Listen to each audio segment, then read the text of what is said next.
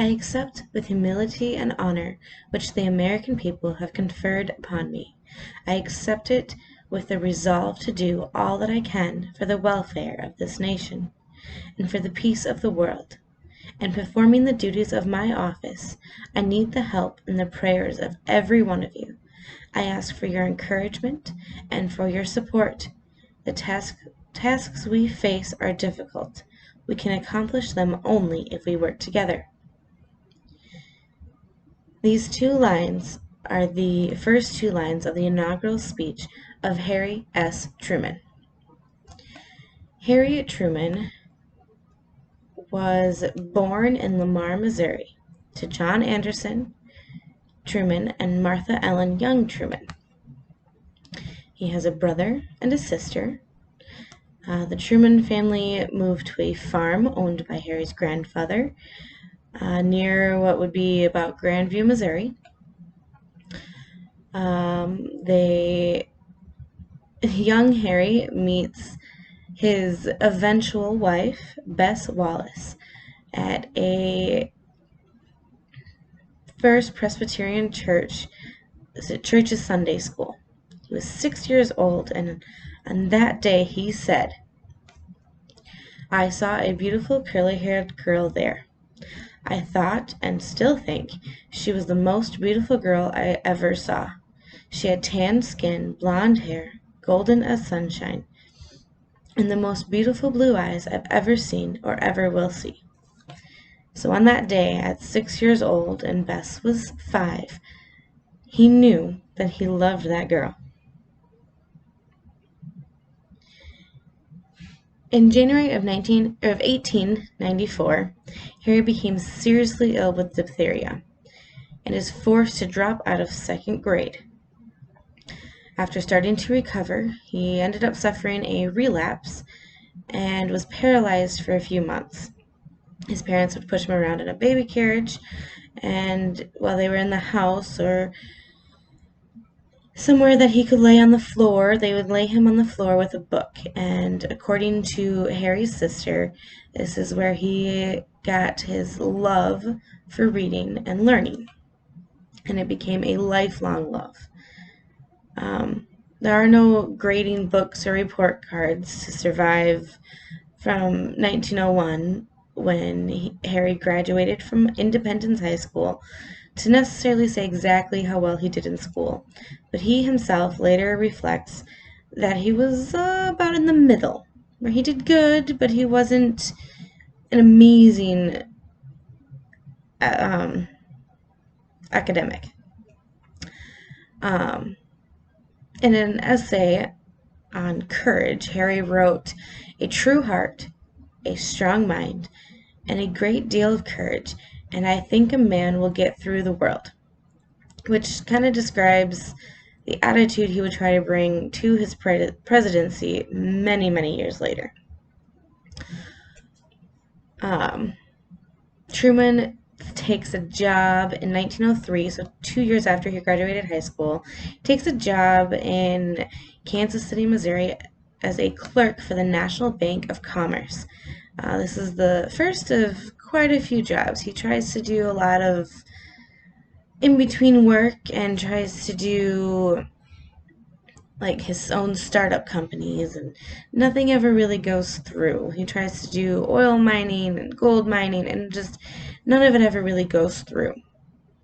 Eventually, he has to go back to his family's farm because his parents and brother need his help.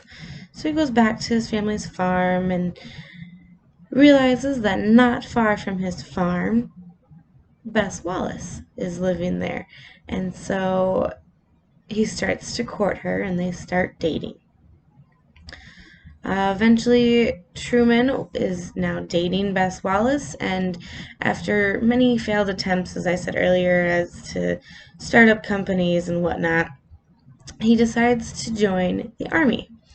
And in August of 1916, Truman is sworn into regular Army service as a member of the 129th Field Artillery Regime. They had these giant artillery guns that would shootout across like a huge field. On April 13th, Truman arrives in Brest, France, on board the USS George Washington. And on November 11th, 1918, Captain Harry's artillery unit fired some of the last shots of World War I towards the Germans. And Hermville, sorry if I said that wrong, under Truman's command in France, the battery did not lose a single man. All of his men made it out alive, and he became the leader of this, or he became the command of this group of men kind of just by chance almost. He kind of just fell into it, which happens a lot in his life. His men eventually presented Truman with a large, loving cup after their return to the United States. The war was a transformative experience that brought out Truman's leadership qualities that he really didn't know he had. He was a very shy kid and didn't really stand out that much. Despite beginning 1917 as a family farmer who had been unsuccessful in several business adventures, Truman achieved a war record and leadership experience that supported his post-war political career in Missouri. June 28th, 1919, Harry and Bess get married in Independence, Missouri. Shortly after the wedding, Truman and Eddie Jacobson open I'm going to say this wrong, I'm sorry, haberdashery in Kansas City. And after initial success, the store went bankrupt during the recession of 1921. Harry and Eddie remained close friends, and Jacobson's advice to Truman later played a role in the U.S. government's decision to recognize Israel. In 1920, Truman is appointed Major in Field Artillery Officers Reserve Corps. 1922, the recession forces the closure of the haberdashery, which I had said earlier, with the endorsement of County Democratic Party leader T.J. Pendergast. Truman wins election as an Eastern judge on the Jackson County Court. 1923, Truman begins classes at the Kansas City School of Law due to financial hardship, and he does not end up completing the program. So, on February 17th, 1924, his daughter Margaret is born. In 1926, Truman is elected presiding judge of the Jackson County Court.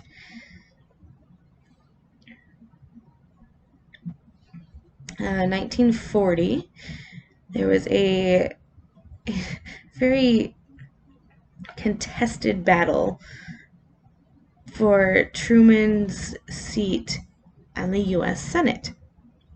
This moment is actually considered a turning point in his political career because Pendergast, who had gotten him the Jackson County Court or judge position, actually ended up being a very corrupt man and caused a lot of issues and anybody associated with him, but somehow Truman was able to kind of sneak his way out of there and ended up retaining his U.S. Senate seat, and because of that, it has become a huge turning point in his political career. Senators work as chairman of the Truman Committee, which exposed fraud and mismanagement of military funds, earned Truman his first appearance on the cover of Time magazine in 1943. In May 1944, Truman is selected as one of the 10 most useful officials in Washington, D.C. in a poll by Look magazine. And in July On July 21st, 1944, Truman is nominated for the office of Vice President at the Democratic National Convention in Chicago. So President Roosevelt didn't really know Truman that well. He had heard of him and kind of heard of his upbringing a little bit, but didn't actually know him. And if I remember correctly, President Roosevelt and Truman actually only met like twice in their time being president and vice president together. So they never really knew each other, and nobody, even to this day, can actually figure out exactly why he chose Truman to be his VP. In 1945, President Roosevelt dies, and Truman is sworn in as 33rd President of the United States.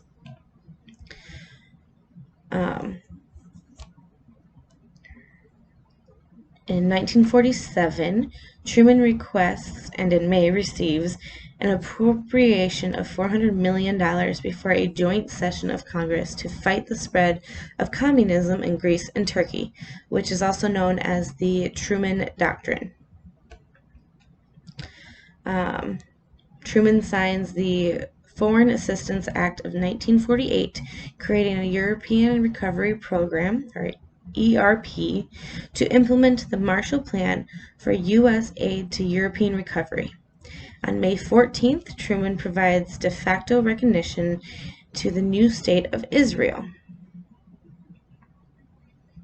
1949, August 10th, Truman signs the National Security Act Amendment establishing a unified Department of Defense. And earlier that year, on January 20th, Truman is inaugurated for his second term as president, and in his inaugural address, he calls for a bold new program to help underprivileged peoples of the earth. 1950, Truman orders U.S. air and sea forces to aid South Korean troops in resisting the communist forces of North Korea, which had invaded South Korea the day before. Days later, General Douglas MacArthur is put in charge of all UN troops in the area.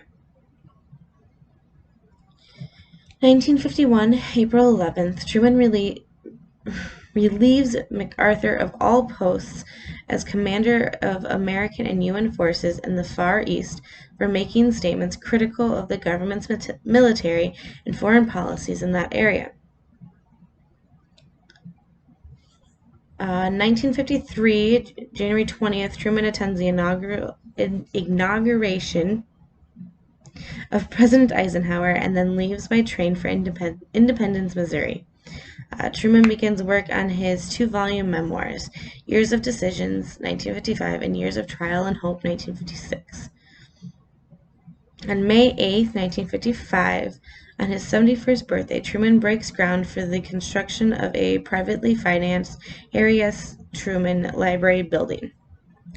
August 12th, the Presidential Libraries Act is signed, authorizing the General Services Administration to accept the papers of U.S. presidents and the land, buildings, and equipment that are offered for a presidential archival depository. 1956, Truman attends the marriage of his daughter in Independence, Missouri. On July 6, 1957, Truman participates in the dedication of his presidential library.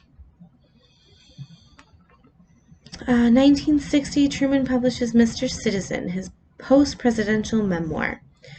Between October 8th and November 4th, Truman conducts a vigorous national speaking tour in support of presidential candidate John F. Kennedy. In 1964, May 8th, Truman becomes the first former president to address the U.S. Senate while it is in formal session. The Senate honors him on his 80th birthday. Also in 1964, July 30th, President Johnson signs the Medicare bill at the Truman Library. Mr. and Mrs. Truman will receive Medicare registration cards numbers 1 and 2 in January 1966. On his Medicare application form, Truman writes farmer, and on the line next to former occupation. instead of president. 1966, July 4th, Truman makes his last appearance as a speaker in the 8th annual July 4th celebration on the Truman Library grounds. October 12, 1968, Truman looks on as President Johnson signs a bill in the Truman home, designating October 24, 1968 as UN Day. The President also issues a proclamation noting Truman's part in creating the United Nations organization in 1945. 1971, December 29th, with Bess, Margaret, and son-in-law E. Clifton Daniel, Truman tours his presidential library for the last time. And December 26, 1927, Truman dies at the age of 88. A quote that I really, really like of his that I will never be able to forget is, "Men make history, history does not make the man." I kind of skipped over the part where Truman is actually the one who gave the order to drop the atomic bomb on Japan, both of them, because at the time he was rushed into the presidency and that is what he thought was right. It's a very controversial moment in his life, and he had a lot of issues understanding what was actually happening, because the day that he got signed in as president was he got taken aside and was told there are big things happening, but we're not ready to share that with you. They told him that there was things happening, but didn't tell him what was happening, because it was something that Roosevelt was planning and, knew everything about, and they weren't sure how Truman was going to react or like it. So it didn't tell him exactly what was happening until much later on, when he needed to know and when it was actually finalized. And that is when he decided to bomb them after Pearl Harbor. It's a very controversial moment, and there are still people today debating if he was right or wrong. I personally did not know that he was the one to make the call. I never really knew who was. I knew that somebody did. I didn't realize it was Harry Truman. Fun fact to finish up my video: the S in Harry S. Truman stands for nothing. His parents could not figure out what his middle name would be, so it is just S. Thank you for listening to my video on Harry S. Truman.